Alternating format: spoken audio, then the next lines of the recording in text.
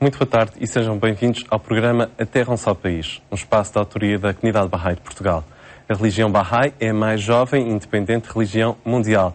Proclama a necessidade da unidade da humanidade, uma unidade na diversidade, e para isso mesmo apresenta algumas propostas espirituais para a resolução dos problemas atuais. Hoje vamos falar sobre a necessidade da harmonia entre a ciência e a religião. Isto tendo em conta que na próxima semana, no dia 10 de novembro, a Unesco assinala o Dia Mundial da Ciência pela Paz e pelo Desenvolvimento. Sobre este tema vamos então falar sobre Liz Marcaça, com Liz Marcaça, aliás, que é a nossa convidada. Liz, muito obrigado por teres vindo. Obrigada pelo convite. Para a comunidade Bahá'í é de facto assim, a ciência e a religião não podem estar de costas voltadas. Não podem e não devem. Inclusive, Abdu'l-Bahá, que é o filho de Baha'u'lláh, fundador da nossa fé, diz textualmente que a religião sem a ciência é apenas superstição. Ou seja, tem que vir juntas, de mãos dadas. E, inclusive, me espanta muito assim, esse postulado que a maioria das pessoas hoje, infelizmente, aceita, tem em mente que tem sempre que se escolher, ou é a religião ou é a ciência. Quem foi que decretou isso? Me fala, me apresenta que eu possa falar. Não, ninguém decretou com ali firma assinada, tudo. Não tem isso, não há necessidade. Inclusive, muito pelo contrário, Baha'u'lláh, por exemplo, também nos incentiva a aprender, a desenvolver, sejam as ciências ou as artes que promovam o crescimento de uma sociedade melhor e do ser humano em geral. Então, acho que não faz sentido nenhum separar essas coisas. A ciência em si, assim, sem querer, querendo, acaba sendo muito diabolizada, em geral. Fazem bombas, aquilo, não sei o quê. A ciência não é má nem ruim. O que pode ser feito é o ser humano usar para o bem ou para o mal a ciência. E acho que a religião, infelizmente, também acaba sendo instrumentalizada, às vezes, para outros fins.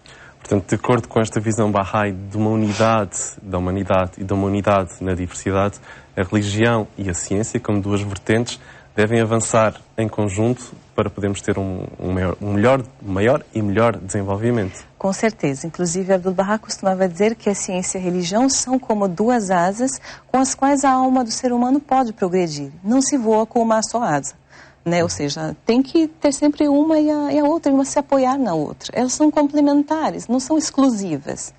E eu acho que isso é fundamental. Inclusive, se for ver bem, vários homens de ciência do passado, que não eram nem Bahá'ís, quer dizer, para provar que a coisa procede, sim, tinham sua fé e viviam aquilo, e aquilo era parte fundamental para eles.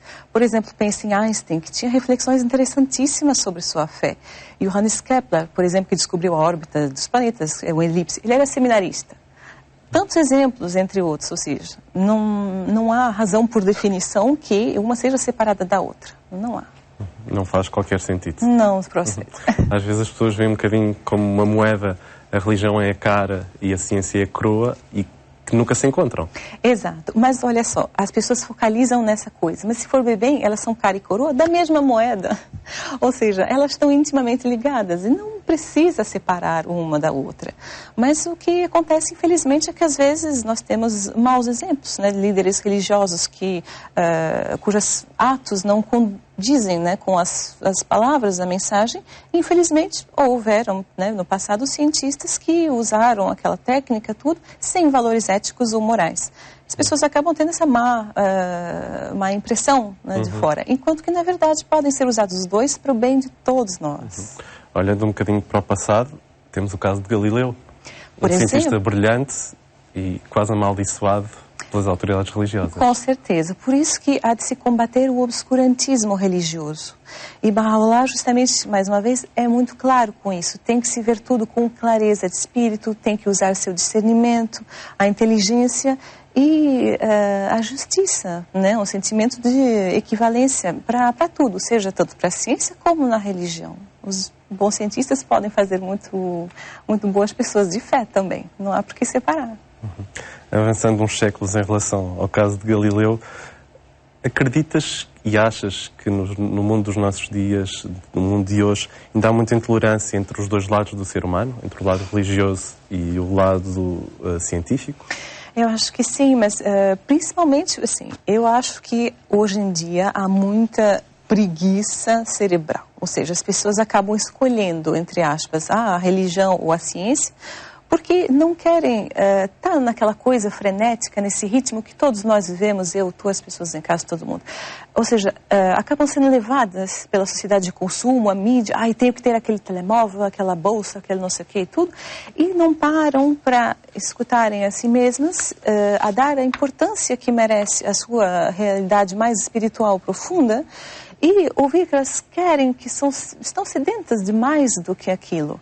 Ou seja, se recentrar em coisas que são mais fundamentais e estudarem, pegarem o tempo necessário para questionamento interno, discutir também com amigos, por exemplo, e se interessarem pelo fato que a religião e a ciência não são necessariamente separadas ou exclusivas uma da outra. Mas para isso é preciso trabalho e esforço de cada um e boa vontade. E é mais fácil a pessoa sentar e falar, olha, ciência é uma coisa, eu não acredito em religião, ou aquilo não me convém.